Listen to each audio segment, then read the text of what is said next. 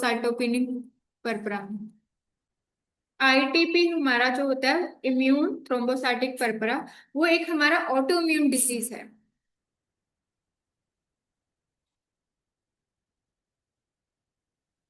Auto immune disease मतलब इसमें क्या होएगा, हमारी बॉडी ही हमारी बॉडी के अंदर जो एंटीबॉडी होंगी वो कुछ हमारी प्लेटलेट्स को एज अ एंटीजन समझ के उसके ऊपर अटैक करना स्टार्ट कर देती है, ठीक है। और इसके अंदर क्या होता है कि हमारा जो प्लेटलेट है उसके प्रोडक्शन में कोई प्रॉब्लम नहीं होती, इसमें क्या होता है प्लेटलेट है डिस्ट्रक्शन होना स्टार्ट हो जाता है। प्लेटलेट डिस्ट्रक्शन होना स्टार्ट हो मतलब प्लेटलेट है वो डैमेज होना स्टार्ट हो जाते हैं। तो ड्यू टू ऑटोइम्यून हमारा जो एंटीजन एंटीबॉडी रिएक्शन होके प्लेटलेट फर्दर डिस्ट्रक्शन होना स्टार्ट हो जाते हैं। तो इसमें होता क्या है कि सिंपल छोटा सा पैथो भी लिख लो आप। जैसे ही हमारी बॉडी क्या करती है, जो हमारा ये प्लेटलेट्स होती हैं इसके अगेंस्ट एंटीबॉडी बना देती हैं। सो हमारी बॉडी क्या करती है, it will makes antibody against the platelet. तो उसको हम क्या करते हैं, जो प्लेटलेट है वो हमारी एंटीबॉडी के साथ कोटेड हो जाती हैं, तो जिसको हम बोलते हैं, जो हमारी ये एंटीबॉडी होती है वो आईजीजी होती है, ठीक है। आईजीजी एंटीबॉडी होती है, एक आईजीएम होती है। जो आईजीजी वाली एंटीबॉडी होती है ये हमारी प्लेटलेट के साथ कोटेड होके उसको एंटीबॉडी बना देती है। जब ये हमारी जो कोटेड एंटीबॉडी है, कोटेड जो हमारी प्लेटलेट्स हैं, ठीक है, ये एंटीबॉडी कोटेड है, ठीक है, इसके हाथ एंटीबॉडी भी है।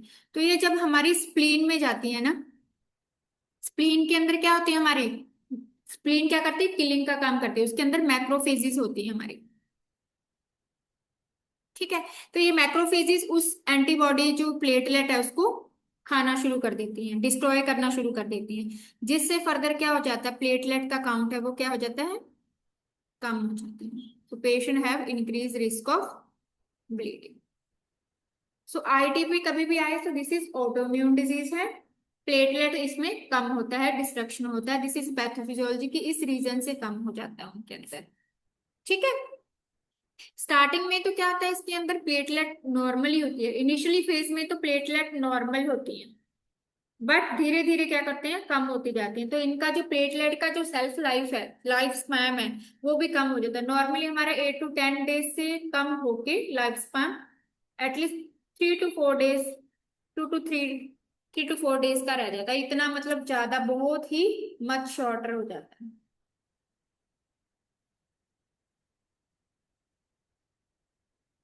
लाइफ स्पैन भी कम हो जाता है इसके अंदर, ठीक है। अब है कि होता क्यों है, ज्यादातर तो ये देखा है कि ये इडियोपैथिक ही है, मतलब इसका कॉज है वो इडियोपैथिक है, बट समटाइम कि कुछ डिजीज है उनकी वजह से भी पेशेंट को आईटीपी हो जाता है।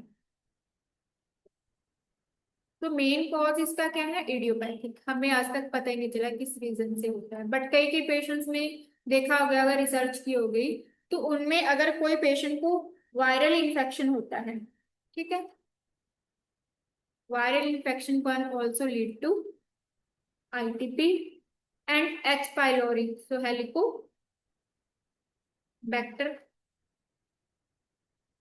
पाइलोरी इन्फेक्शन अगर उसको होता है तो उसकी वजह से भी पेशेंट को आईटीपी होने के, इम्यून थ्रोम्बोपेनिक पुरपुरा होने के चांसेस भी होते हैं। और इसके जो साइन एंड सिम्टम है वो सेम एज अ थ्रोम्बोसाइटोपेनिया जैसे ही होते हैं, जो अभी हमने पीछे डिस्कस किए थे ना कि ब्लीडिंग हो सकती है उनको। तो sign and symptom same as thrombocytopenia, बस डिफरेंस इसका इसमें ये क्या है, ऑटोम्यून है, मतलब इसकी पैथो में जस्ट फर्क है कि इसमें हमारी जो एंटीजन एंटीबॉडी रिएक्शन होके प्लेटलेट्स है वो डिस्ट्रक्शन होना स्टार्ट, ठीक है। अब इसके अंदर ट्रीटमेंट क्या देते हैं, क्वेश्चन हमेशा ट्रीटमेंट पे ही आता है इसके अंदर, अगर आईटीपी में आ जाए तो ट्रीटमेंट क्या, ऑटोइम्यून है, हमने एंटीजन एंटीबॉडी रिएक्शन को कम करना है, इम्यून को हमारे को स्प्रेस करना है, तो उसके लिए हम क्या देते होते हैं, ठीक है। इसके अंदर हम देते हैं फर्स्ट, सबसे पहले तो अगर पेशेंट एसिम्टोमेटिक है, कोई उसको सिम्टम नहीं हो रहे, तो हम पेशेंट को बिना मतलब के लिए उसको छेड़ते नहीं है, जस्ट हम पेशेंट को ऑब्जर्व करते हैं कि उसको ब्लीडिंग तो नहीं हो रही है। अगर पेशेंट सिम्टोमेटिक हो जाता है उस केस में हम पेशेंट को ट्रीटमेंट स्टार्ट कर देते हैं, तो फर्स्ट हमने पेशेंट जब एसिम्टोमेटिक है then we will just observe the patient. तो ट्रीटमेंट ट्रीटमेंट में फर्स्ट ऑब्जर्वेशन। ऑब्जर्वेशन के लिए पेशेंट अगर क्या है एसिम्टोमेटिक, देन अगर पेशेंट सिम्टोमेटिक हो गया है then we will start with corticosteroid. Okay, corticosteroids देते हैं। कॉर्टिकोस्टेरॉइड्स मतलब हमारा जो फर्स्ट लाइन थेरेपी होता है उसके अंदर यूज करते हैं। कॉर्टिकोस्टेरॉइड्स के एग्जांपल बताओ मुझे।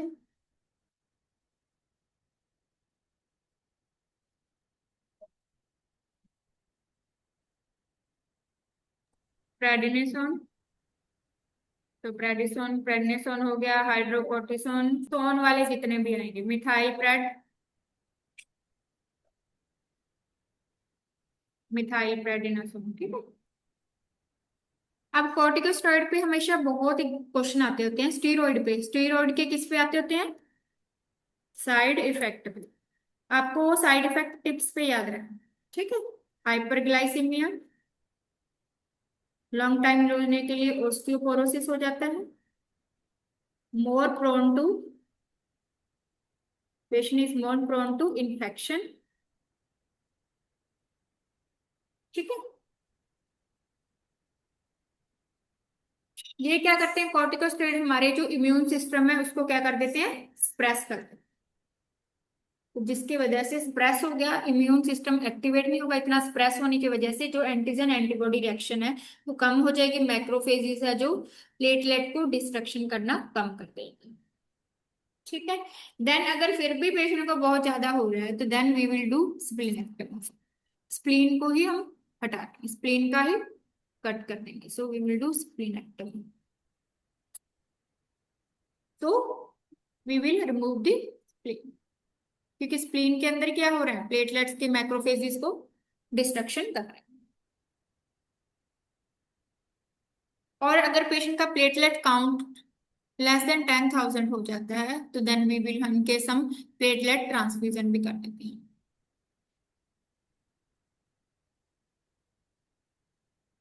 ठीक है। एंड लास्ट ट्रीटमेंट होता है हमारा, so that is the IVIG, intravenous immunoglobins, that is intravenous immunoglobins होते हैं। ये हमारा मोस्टली ज्यादातर लास्ट ट्रीटमेंट होता है। कोई भी ऑटोइम्यून डिजीज है हमने उसको जो हमारे एंटीजन है उसको बॉडी से बाहर रिमूव करना है, एंटीजन की एंटीबॉडी एंटीजन रिएक्शन को कम करना है, सप्रेस करना है। तो एंड लास्ट ऑप्शन होता है हमारा आईवीआईजी, हम पेशेंट को देते होते हैं, जिससे हम मैक्रोफेजेस का जो डिस्ट्रक्शन है वो टेम्परेरी ब्लॉक कर देते हैं। इसमें हमारे ट्रीटमेंट पे क्वेश्चन आ जाता था मोस्टली कॉर्टिकोस्टेरॉइड पे, क्योंकि हम लोग सोचते हैं हमें इतना याद नहीं रहता कि इसमें स्टेरॉइड का क्या। सो जो इम्यून, जब याद रखना इम्यून आए मतलब क्या है, ऑटो इम्यून डिसीज है।